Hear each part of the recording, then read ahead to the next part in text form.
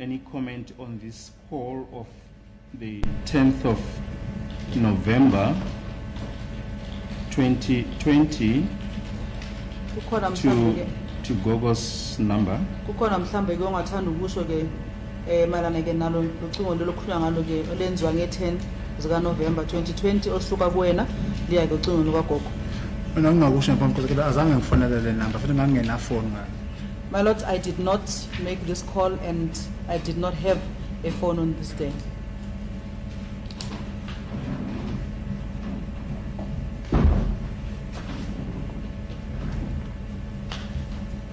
I suppose by your answer, Mr. Ntanzi, you're not disputing that your number called Gogo's number. All that you're saying is that it's not you who made the call.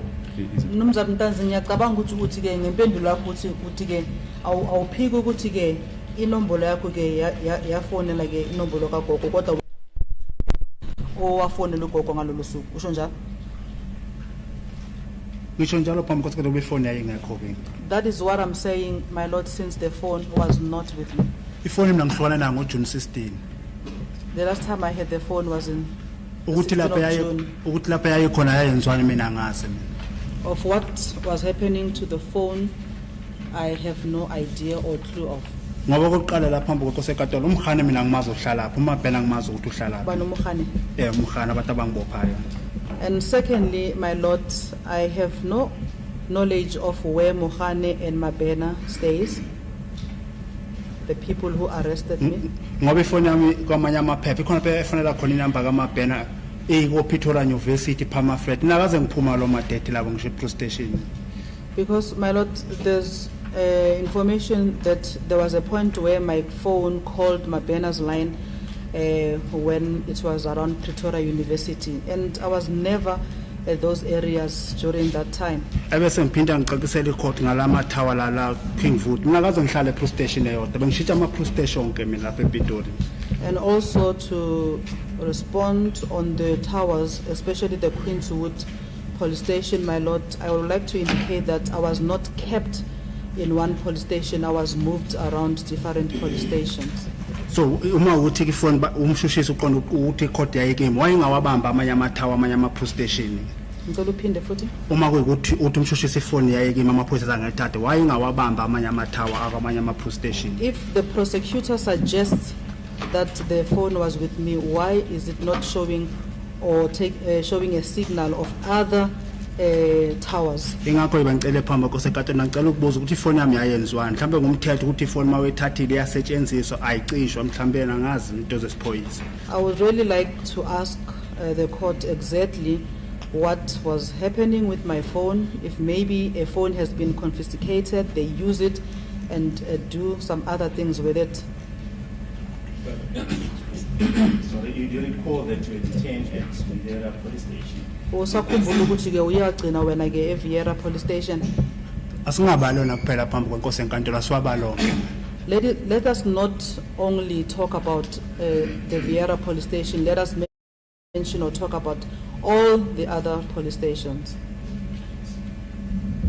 And you recall we've shown you or maybe just before that, do you remember the period for which you were detained at Vieira police station? Manje ke mnumzane ke usakhumbula ke mhlambe isikhathi lesi ke wena owagcinwa ngaso lapha ke eVieira police station?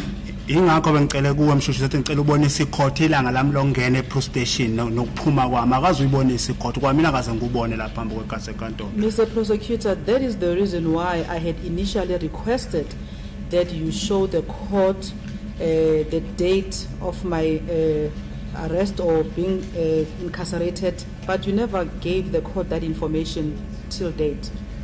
And we have referred to the evidence of both Lieutenant Colonel Halls and Ms. Fadhilingam indicating that Queenswood is the nearest tower to Vieira police station. Sibuzwile ke nofakazi ke obanikezwa ke umnumzane uLeonard uHolt noFanfilingen bobabili bachaza bathi ke yona ke indawo le iFanfililon iseduze neQueens umbhoshongo waseQueenstown waseQueenswood. Mina kosekatela ngwazi amathawa lapha ePitori. Mina ePitori ngiyazi ngoba ngiboshiwe ukuthi ngisuka ejele ngize lapha eHigh Court kuphela. My lord, I have no knowledge of the towers around in Pretoria. My knowledge of Pretoria was when I was arrested from the prison and brought here. Ingakho namanje ngimile phambi kwecourt ngifuna ukuthi icourt ingicelele ukuphuma kwami nokungena kwami eVerelia. Ukuphuma kwami nokungena kwami ama date okungena na ukuphuma ngoba bengingahlali le police station futhi bengena ngiphuma ngena ngiphuma. Okay. That is why I had made a request, my lord, that the dates should be produced of my arrival and also going out from the Verelia police station because I was not permanently placed there. When you were eventually transferred to Ramochana police station in Rustenburg, that was in March of 2021. Manje ke kunjalo ukuthi ke ngoMarch ke ngo2021 wayiswa ke wena noma wayegcina ke Ramochana police station eRustenburg. Mina ngikhuluma ngejele engangena ngayo eRustenburg ngoba bengibona ngeblue card mangena ejele ubhalele iblue card iblue card yami ibhale 1 zika March kusho ukuthi yona date yami yokuqala engangena ngayo. I would also always refer to the card, the blue card that I was given that shows my first date of my incarceration, which was the 1st of March. 2021. Or 2021? Yebo. Yes, 2021. And from which police station were you detained before being transferred to Ramochana? Manje ke ngaphambi ukuthi ke ususwe lapha lapho bokhonisa Ramochana ubukwe police station. Angisakhumbuli kahle ingakho ngicela lelo phepha lento ngicela ungiphe ukusuka ukuhlala kwami ungena nokuphuma kwami eVerelia. I cannot recall that date. That is why I had requested the dates of when I went, when I was detained at Verulam and when I was also released from Verulam. Ngoba kosenkantolo la masibala nje ama police station la engihlale kakhulu kuwo amathathu kahle kahle bengizinzile iPretoria Moti iVerelia ile ngazi iPretoria abantu banenye la 3 ama police station bengihlala kuwo ngikhishwa ngapha ngifaka ePimbrose ngiye nje ngalesi sikhathi lesi ngisuka eRustenburg. My lord, I would like to also indicate before the court that there are 3 main police stations where I was detained, which was Pretoria, Verelia, and one other police station. Those are the police stations that I was mostly detained on. Okuyona police station kosenkantolo bengiyazi ukuthi khona ke ngihlale 4 days, ngihlale 5 days, ngihlale 7 days. Iwona ama police station lawe ngiwaziyo la. And in those police stations, I could be detained for 4 days or 7 days in those police stations, my lord. Ingakho nje ngithi angeneme neze ngaleyo delema ukuthi ifoni yami nangiboshiwe ifoni yami ngapha yasetshenziswa angeneme total phambi kwecourt. That is why, my lord, I'm indicating that I'm not comfortable that I was arrested and then my phone was on the other side being used. But the last police station that you were detained at before being transferred to Ramochana prison, is that correct? The area police station. Manje ipolice station okugcina le owagcina kuyona ngaphambi ukuthi uyiswe lapha ke Ramulama police station. Ramochana police station, sorry. Ingakho ngithi angisakhumbuli kahle ngibona ngicela ungibonise iphepha lele ngakhishwa ngalo. That is why I am saying that I cannot recall. If you can kindly show me the document of my release from that police station.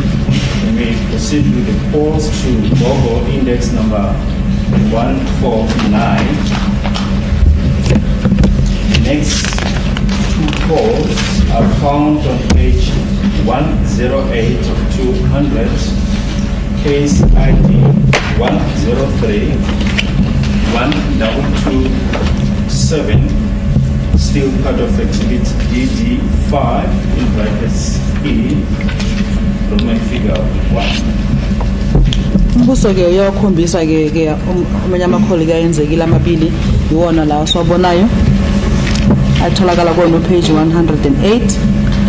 Your number 060-901-6890 on 11 November 2020 at 14:07 and 54 seconds made an outgoing call or an MOC lasting 0 seconds to Gogo's number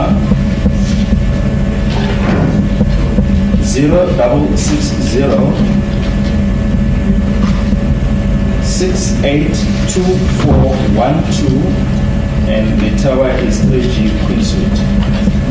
Uma futhi ke siqhubekela phambili ke siyabona futhi kulamaphepha onikezwe wena ukuthi ke ucingo lwakho ke mhla ka-11 November ngo-2020 isikhathi ke ku-14:07:54 yenza ucingo oluphumayo ke inombolo kagogo ku-0660682412 khona lapha kulo mbhoshongo ke wase-Queenswood 3G.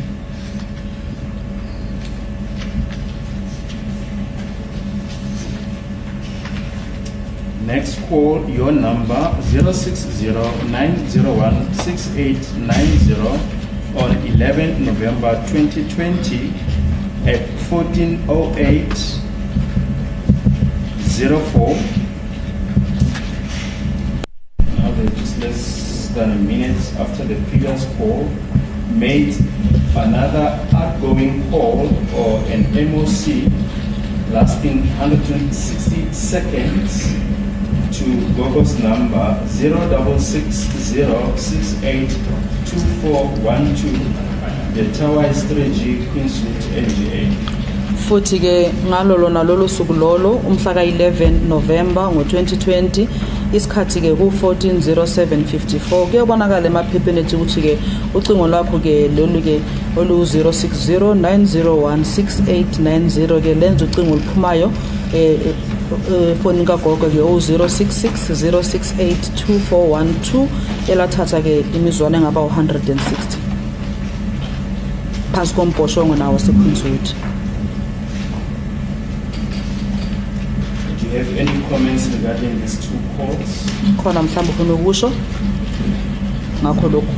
Mina ngisamile egameni lodwa phambi kwesenkantolo ukuthi ngangingaphethe ifoni ngehlukana ngoJune 16. I still stand on what I have said before, my Lord, that I did not have a phone. The last time I had the phone was on the 16th of June.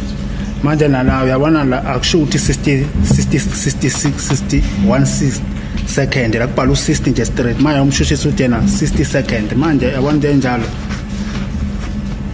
angiboni mina ibhalo lesi ayikhuluma nje 60 second what.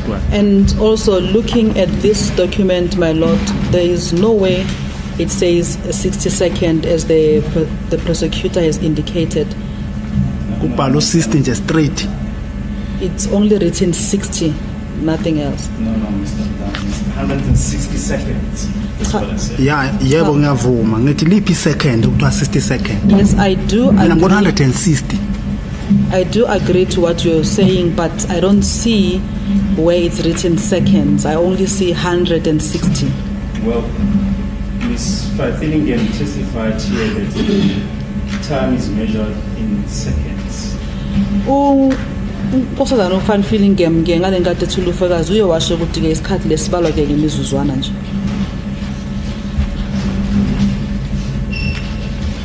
Are you now disputing that? Uyakalela lokho awuvumeli lokwakushilo. Mina ngibuka le tebhalo la phela ngiphambi kwecourt ukuthi la kubhala 160 akuna 60 second la ukuthi second what ngingakho ngingaphendula. I'm just looking, my Lord, at what is written on this document, and here it just says 160. There's no way it says seconds. Yes, but you must keep in mind the explanation that was given by Ms. Fathillingham at the same time. Futhi ke umshishisi kodwa ke ukhumbule ke incazelo le eyanikezwa ke yena unkosazana ufan feeling game ngale nkathi nikezwe ufakazi bakhe.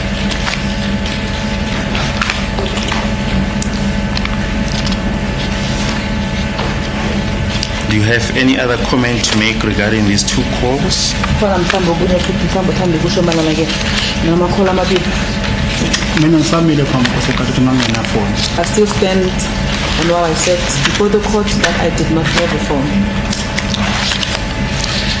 The next call is found on page 192 of 200 case ID 103-1227, still part of exhibit double D in brackets 5E Roman figure 1. Your number 060-901-6890 901 6890 on the 19th of October 2020 at 20:25:57 seconds.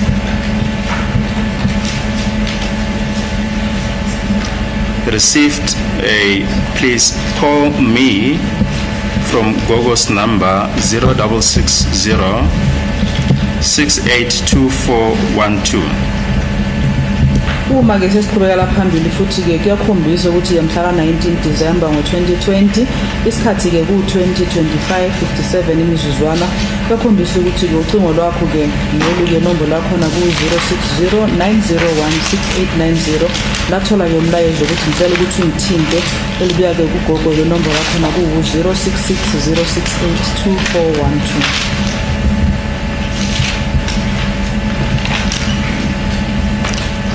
Any comments? Khona mhlawumbe ufuna ukusho kulokho. Mina ngangingenafoni phambi kwesenkantolo. I did not have a phone.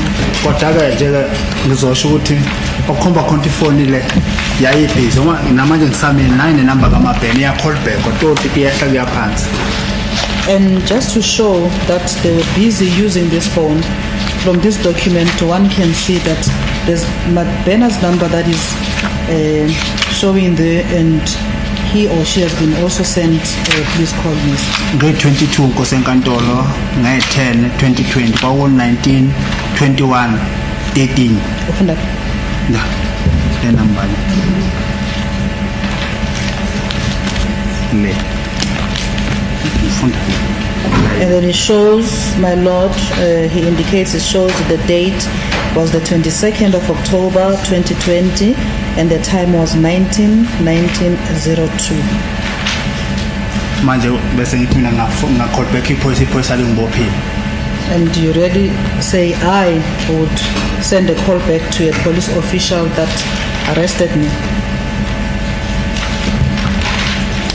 Thank you. That then concludes the calls between you and Gogo's number. As we mentioned, there were 33 calls between the two of you, covering the period 26 June 2020 to 11 November 2020. Masiqhubeke phambili ke sivale lento kuyakhomba ukuthi ke kwaba ke nama call phakathi kwenobabili nogogo kangaba u33 phakathi kwenobabili kususela kanye mhla ka-26 June ngo-2020 kuzoba umhla ka-11 November ngo-2020. Cha hayi kimi mina ngangaphethe ifoni yayisemaphoyiseni. Not with me, since I did not have the phone, my lord. The phone was with the police. Now, before we proceed to the next calls, which will be the calls between you and Mama Wami, can we just deal with one aspect? Ngaphambi ukuthi manje siye komunye amakholi akayenzeka phakathi kwakho nomuntu ke okuthiwa umama wami khona ke kodwa nje engingathanda ukuthi ke sikulungise. If we can return to your phone book, which is Annexure 3 to Lieutenant Colonel Stein's affidavit,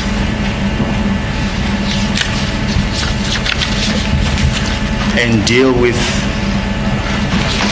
index number 208. Ngathanda ukuthi ke mhlambe besiphinde sibuyele futhi emuva siyobheka laphana ke incwadini yakho yezingcingo.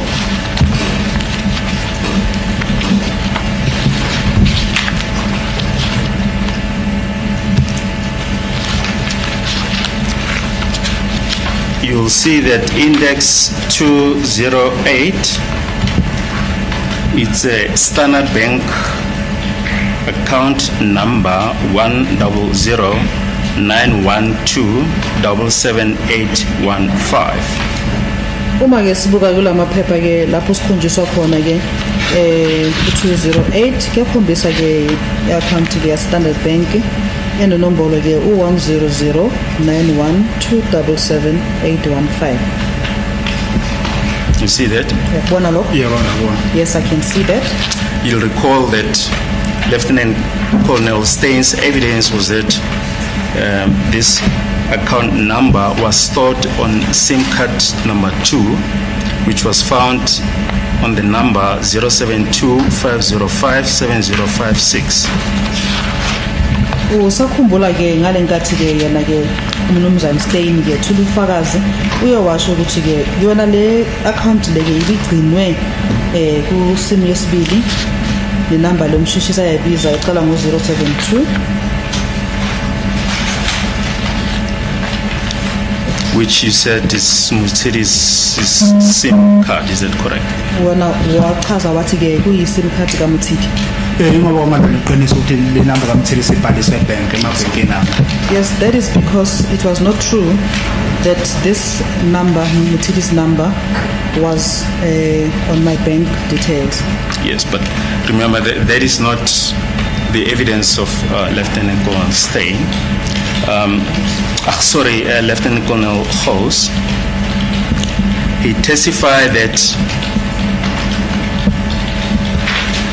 on SIM card 1,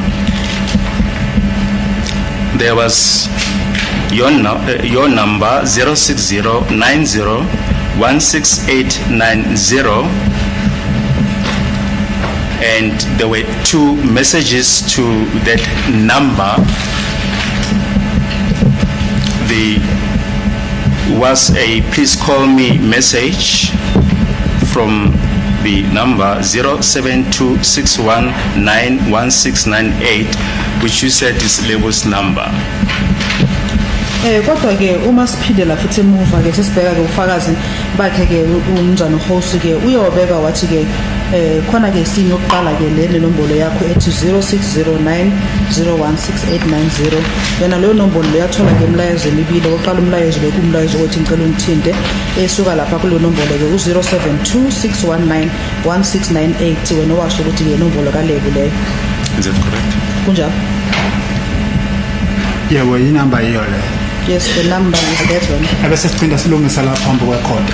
Efonini yami phambi kwakho senkantolo nama SIM card awuthi MTN no Vodacom. Okay. I'd like us to correct something. In my phone, there's 2 SIM cards, my lord. There's an MTN SIM card and also a Vodacom SIM card. Yebo, bese inamba yakho ngiyibizile ecourt 06065 567773 MTN lowo. And then I did give this same number to the court, and the number was 065 567733, which is an MTN number. Vodacom is 060 90 168 90. Lena nilithe court inamba ka MTN. And the Vodacom number is 060 901 6890. The same number that you had said to the court is an MTN number. Ingakho nje ngilethe ekhandwe la ngiyayithula ngayibuka kodwa ngizoyiphendula ekugcineni phambi kwenkantolo. That is why I'm saying something is just formed here. I'm just looking at it, but an opportunity will come that I will answer or tell the court about it. Yes, Mr. Ntanzi, we're just recapping Lieutenant Colonel Ho's evidence with you. And he said in addition to the please call me message to the to Lebo's number 0726191698 found on the first SIM card with number 06090168890, there was also a text message from Standard Bank on 24 December 2019 at 11:27 for purchases from the Standard Bank account 7815 that was saved on the number 0756, which you say it's Mutsiri's SIM card. Masiqhubekela futhi phambili ke kuyabonakala ukuthi khona futhi omunye umlayezo owangena kuleyo nombolo leyo mhla ka-24 December ngo-2019 isikhathi beku-11:27 lapho-ke kwabonakala ukuthi-ke lelo khadi le lasetshenziswa ukuthenga-ke okuthize ku-akhawunti yakho nekugcina ngayo 7815 le nombolo lokuqala ngo-075 lo nawo washo ukuthi inamba kaMutsiki. So, 075 or 072? Is it 075 or 072? 0756 Leka Mthirisi. Mutsiri's number. 072 505 7056. Uyabe kumshushisa ukuthi inombolo yake u-072 505 7056. Yebo. Yes. Now, Mr. Ntanzi, the essence of Lieutenant Colonel Ho's evidence is that on the downloads of the SIM card with the number 06090168890, he extracted two messages from the SIM card, and the one was that please call me to the number of label 0726191698, and the second message was a text message from Standard Bank on 24 December 2019 at 11:27 for purchases from the Standard Bank account. Ngokuya-ke ngabufakazi-ke mnjani uhost-ke uma sebabheka-ke ngendlela beka ngakhona kuyasho ukuthi-ke kule sim card-ke wathola-ke imilayezo emibili oqala-ke bekuyona-ke umlayezo lo ukuthi ngicela umthinte owesibili-ke bekuyimlayezo-ke kuya ku-Standard Bank-ke okhombisayo ukuthi-ke kuye kwathengwa-ke noma kwasetshenziswa lelo khadi. Yebo ngiyakuzwa. Mina into engayivumi phambi kwecourt ukuthi umshushisi athi mama phambi kwecourt iStandard Bank sireporte enambeni kaMthirisi le engayivumi ukuthi akulona iqiniso. I do hear what you are saying, but what I'm disputing is that you are saying Standard Bank reports to Mutsirisi's number, which is not correct. I'm disputing that. No, The message fanele ingene la ku-060. The message is supposed to go to the number 060, yes. Hayi ku-072. not on the number 072. Yingakho ngithi phambi kwecourt akulona iqiniso. That is why I am saying before the court that it is not true. Sikhumbula ukuthi uhosi akakhuluma ngeqiniso phambi kwecourt. Uthele number le yami eka-2014 lapha sasixhumana khona. Mina ngiyamtshela ngithi inumber ngeka-2018. Yes. And again, host did not testify the truth to the court because he had said this number is a 2014. Uthe ka-2014 lapha court. He said to the court that this number is a 2014 number. When Mina ngithi inumber la eka-2018 akuyona 2014. and I am saying this number is a 2018 number, not a 2014 number. Mr. Ntanzi, we are at idem regarding the two text messages. They were sent to your number 06090168890 and not to the 072-505-7056 number. Nuzantanzi into esimekiwa nakhona manje ukuthi ke sikhuluma ngale milayezo emibili le ngicela lo oqala ukuthi ngicela ungifonele nalo wesibili yokhuluma ke neStandard Bank ke ukuthi ke iStandard Bank wathumela umlayezo ukuthi yomshushisi ke lawo message amabili ke imlayezo yakhona yangena enomberweni yakho le 06090168890 hayi kule nombolo ke le 07250570056. The only thing is the Standard Bank account number that was saved on the 072-505-7056. But there were no messages, just the account number that was saved. Futhi ke ngokuya ngofakazi ke i-account number la Standard Bank le ibi save kulo nombolo le u-072-505-7056. Because enkantolo mina ngiyavuma ukuthi uthi umshushisi inumber le 07 le 072 6197 ukuthi yafaka u-call back enambeni yami vele unayo inumber yami. My Lord, I do agree that this number 072-619-7697 did send a call back to my number since she has my number. into engayivumi laphambi kwecourt mina A1 ngithi mina iStandard Bank ayibhalisiwe inamba kaMthirisi lapha enambeni yami bhalisiwe 0 le number le 0609016890. What I'm disputing is that this Standard Bank account is not written on Mthirisi's number. It's only my number 0609016890. ingakho ngithi phama court akulona iqiniso lokusho. That is why, or that is the reason I'm saying before the court that what you are saying is not correct or is not the truth. Are you now disputing that the Standard Bank account number was saved as index number 208 on Mthirisi's number?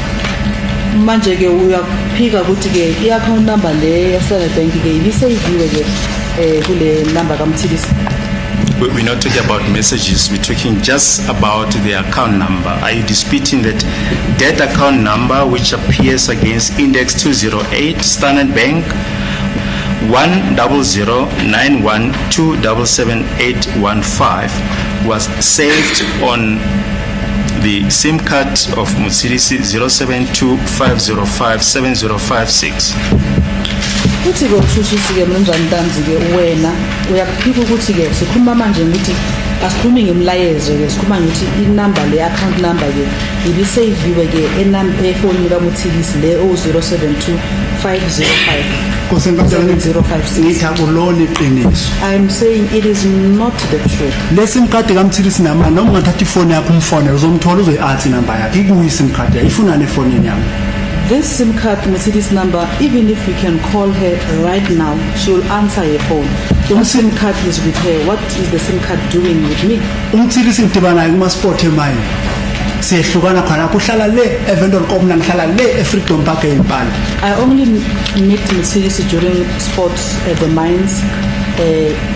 Uhlala kuphi Mthirisi? Uhlala eVendor mina ngihlala le eyimpala mine le eFreedom Mthirisi Park. stays in Vendor, I stay in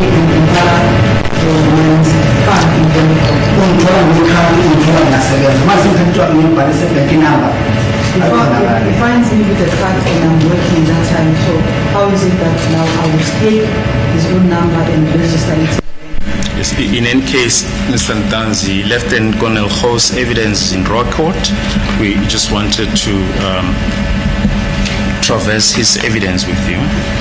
Uthi ke mnumzane Ntanzi ke ube umthuthisi ubethanda ukubekala ngobufakazi ke lokhu obabekwa uyena umnumzane uPhosi ke la enkantolo. Ingakho ngizophikisa ngithi akulona iqiniso. That is why I am disputing his evidence is not true. Can we then move to another topic? Singaqhubekela phambili manje ke sibheke futhi ke okunye.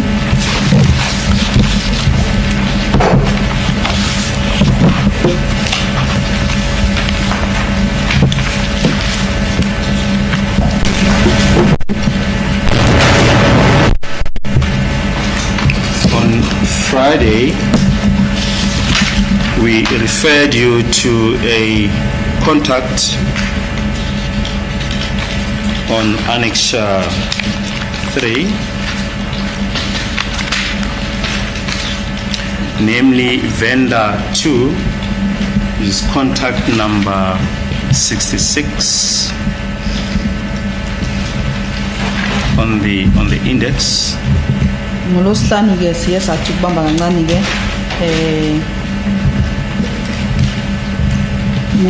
contract nayo laphana vendor 2 evela ke njengo number 66 kula maphepha lo unikezwe wona.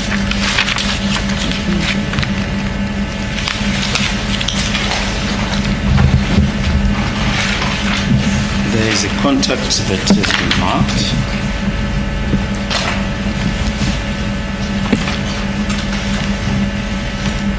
Do you remember that? Usakhumbula lokho?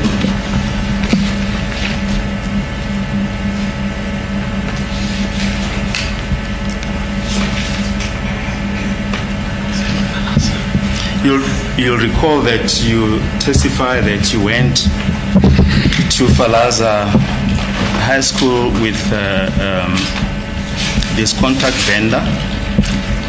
Usakhumbula ukuthi ke uye wathola ke ufakazi lapho ke wena washo ukuthi ke nangena nonke ke wena novenda lapho eFalazi. yebo sifunda isikole esiyi-1. Yes, we're in the same school. And his number is 082257795. Futhi ke inombolo yakhe yocingo ke u-082 25 77795. We referred you to a text message that was received to your number, and we referred to page 9 of 38, still exhibit DD5E, Roman figure 1, and its case ID 1031225. Siye sakhuluma ke nawe ke mayelana nomlayezo ke uyewangena enombolweni yakho. We've indicated that your number 06090168990 on 26 June 2020 at 16:21 and 18 seconds received an incoming text message, an empty SMS lasting 0 seconds from vendor 2's number 082 25 77795, and the tower was Pretoria University. Uthi umshushi sithanda ukuthi ubheke ukuthi ke ngomhla ka 26 June ngo2020 isikhathi ke kungaba 16 21 13 ucingo lakho ke lathola ke umlayezo lo ongenayo ubuya ke kule contact ke eku vendor 2 inombolo yakhe ku 082 25 77795 ngosho ngakhona ku like Pretoria University. You remember that we went through that text message Usakhumbula ukuthi ke sike sakhuluma ke ngawo lo mlayezo lo on Friday. ngolosihlanu. yebo ingakho nje ngithi phambi kwekhoti ngiyabonga uma uphinda wena ungivezela ama-message la 26 ngoba nge-26 akaze ngiphume emaseleni. Okay. Yes, and I'm also glad that you are now showing me the messages of the 26th, because on the 26th I was never released from okhomba khona jail. ukuthi ifoni yami lapha ekhona yayivuliwe yayisebenza akaze ngiye ngisho ePitoli University angiyazi ukuthi iphunywa kubhekwe lapho kuyiwa. This is an indication that my phone was on wherever it was and it was in use, since I never went to Pretoria University. Now, in terms of the exhibit that we've just placed before you, the extract of the section 25 is page 116 of 909. It's case ID 1031211. Uthi ke mshuzi manje zokuba ke ngalama makhola khona ke ku page 116 iwona lawa velayo la, Which indicates is the second call from the bottom.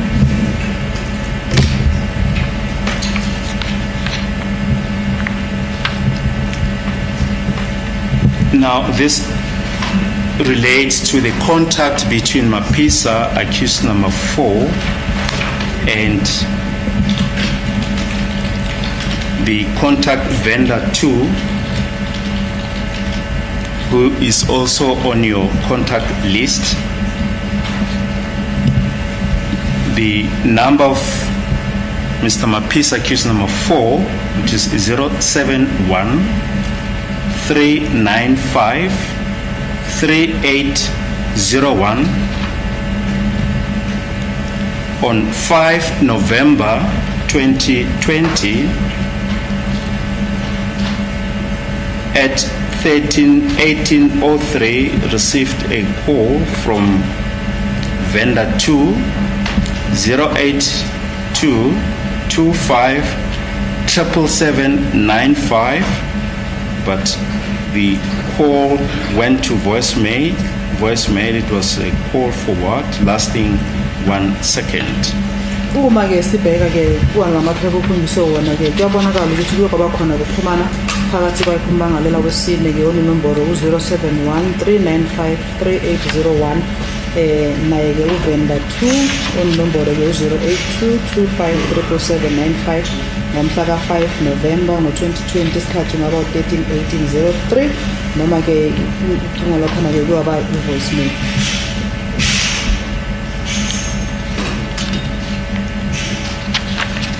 Then on Mr. Mapisa's number 071, accused number 4, 071-395-3801 on 6 November 2020 at 12:36:53 received an incoming text message or an empty SMS from vendor 2 number, your contact, with the number 0822577795 lasting 00 seconds. Futhi nokuthi ke yena ke umshola wesine noma umangalelwa wesine ke onombolo ke u0739538001 mhla ka-6 November ngo-2020 isikhathi ke ku-12:30:53 wathola ke umlayezo ke ongenayo obuya kuyena uvenda 2 onombolo ke u0822537795. This appears on page 118 of 909, case index 1031211. Lokhu ke kuvela kuyona ke ikhasi leli ke u118.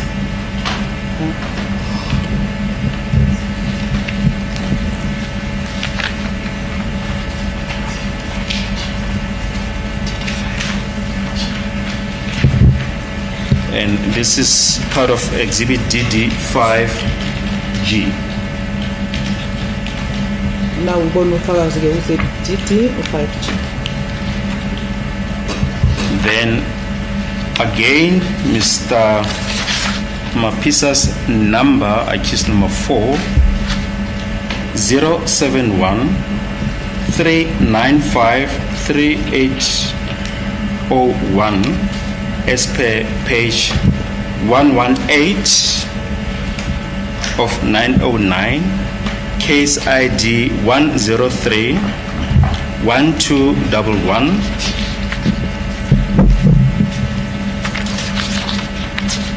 Exhibit DD5G.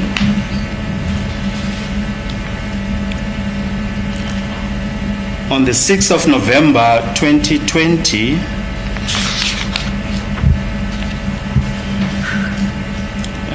we've already referred to that. 6 November 2020, 12:36:53, received an incoming text message from vendor 2's number 0822577795.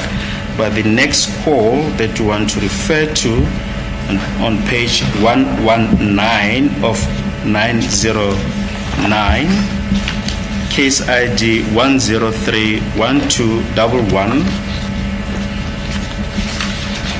Still Exhibit DD5G. Mr. Mapisa's number, accused number 4, 071-395-3801 on 6 November 2020 at 12:37:45 made an outgoing call or an MOC lasting 3 seconds to vendor 2, your contact number 66 on your index. The call lasted 3 seconds. to vendor 2's number 0822577795. futhi ke masibheka laphana ke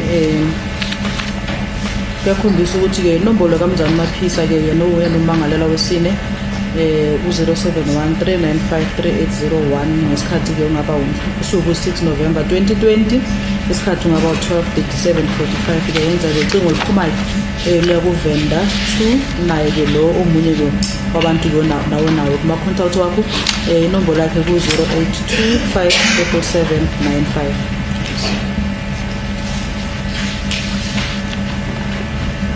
Mr. Ntanzi, the point here being that this very same contact, vendor number 66 on your list, vendor 2 with the number 0822577795 has contact with accused number 4, Mr. Maphisa. So in brief, vendor 2, it's a common contact. Both you and Mr. Maphisa, accused number 4, have got contact with vendor 2 on the number 0822577795. Do you have any comment? Mnumzane Ntanzi, uthi komshushisi ke ngokubona ke lana ke uvenda 2 lo onombolo 0825777795 wena uyaxhumana ke naye umshola ke lo wesine ke noma umangaleli lo wesine okusho ngamagama ke nobabili noxhumano nomuntu oyedwa wena futhi naye ke umangalela lo wesine. Kusenkantolo mina uvenda ngiyamazi. My lord, I know vendor. Maphisa namphambi kwekatolo ngimazi, ngiqala ukumazi ngoba sihamba leli icala. Maphisa, who is before the court, was unknown to me before. I only started knowing him when we started with this case. Ukuthi uMaphisa novenda baxhumana kanjani angikwazi kodwa awuyikho into engifakayo lapho. The contact between Maphisa and vendor has nothing to do with me. Mina ngishilo phambi kwekoti ngathi uvenda waseMambume kodwa ukuthi kuphi noMambume ngeke ngikhombe ngisho ekhaya. I did mention before the court that vendor is from Mahambume, but exactly where in Mahambume Ngathi mina ngiwale kohloko lesigodi sasesikhwebezi kukude kabi nami noMhambume. I also mentioned that I am from Pokome, my lord, from the village, which is very far. Manje ukuxhumana kwabo nokuthi bazana kanjani mina ngene ndawo. The contact between the two of them has nothing, my lord, to do with me. Right. We have on Friday referred you to the index of accused number 5, Mr. Isokute Ntuli,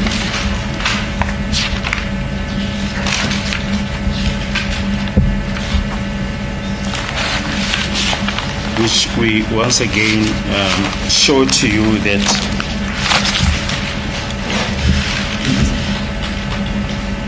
vendor's number, which he saved as VEND, with the number 0822577795 is saved as index number 233. Futhi singathanda nokuthi ukubonise ukuthi ke inombolo kaVenda khona lapha ke lapho ke wakhe umsola wesihlanu ke uyibhale ke njengovend UVEND, inombolo yakho ivela njengo 0825777795. The point here, Mr. Ntanzi, being that you and Mr.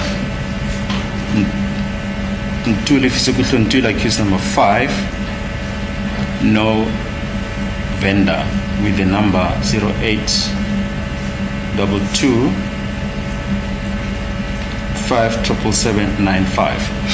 Esigcizela ke Mzansi Ntuli ukuthi ke wena naye ke umangalela lo wesihlanu ke Siphokuhlo Ntuli ke nobabili noxhumano nomuntu oyedwa. Kusenkantolo ngibone kulicala nokuxhumana novenda. My lord, I don't see it as an issue ngiyethemba or phambi crime. ngiyethemba phambi kwakho ukuthi naka wamacontact ayikho inamba kamaphisa ayikho inamba kantuli And as the accused is showing, my lord, that in this document on his contacts there's no number saved as Nduli or Maphisa. and Mapisa. okwesibili la phambi kwecourt mina nginomngane uGwabeni uMakhosoka nginayo inamba yakhe And secondly, my lord, I have a friend by the name Gwabeni. yes We've already. uMakhosoka angisuki umngane wakhe ngimazi ngokumbona eRustenburg And I am not Makosonke's friend. The only time that I knew him was when I saw him in Rustenburg. We've already referred to the calls between accused number 4, Mr. Mapisa, and vendor 2. He's saved as index number 75 on Mr. Mapisa's index. But are you saying, Mr. Ntazi, that it's a mere coincidence that you know vendor who is also known to accused number 4, Mr. Mapisa, and accused number 5, Mr. Nkani? Manje ke mzana Ntanzi uthi ukuxhumana nje kwezinto ukuthi ke wena wazi uvenda futhi ke nombangalela wesine uyamazi ke lo venda lo nombangalela futhi wesihlanu futhi uyamazi futhi uvenda futhi ukuxhumana nje kwezinto lo. angisazi ngizomphinde ngibeke kangaka phambi kwecourt kodwa ngizoyibeka awufuna ngiphendule icourt ngiphendule umbuzo wakho I don't know exactly how I'm supposed to relate or put this before the court. However, I'll attempt since I am supposed to answer your question. mina uvenda ngichazele phambi kwecourt athi ngiyamazi ebholeni I did mention before the court that Venda is known to me from the soccer matches ngiyamazi esikoleni eFalaza and also from school in Falaza. uMaphisa noNtula kaze ngibabona esikoleni eFalaza Mapisa and Tuli, my lord, I have never seen them at Falaza. mina eFalaza ngifunda unyaka oyi-1 I only attended Falaza only for a year. 2006 ngifunda eFalaza unyaka oyi-1 That was in 2006, only for 1 year. ngaphuma I then left. manje uvenda hamba futhi sidibana kupha emagrawundini And then when as time progressed, I now met Venda again when we met at the field. mina uvenda ngimphike kodwa ngiyamazi uNtuli noMaphisa angibazi I'm not denying me knowing Venda, but Ntuli and Mapisa are known to me.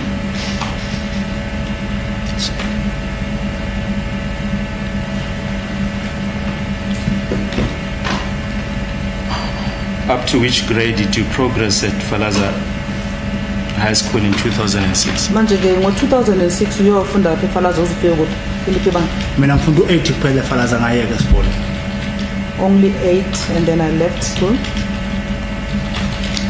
So, court, please, my lord, will this be an appropriate time to take the short adjournment?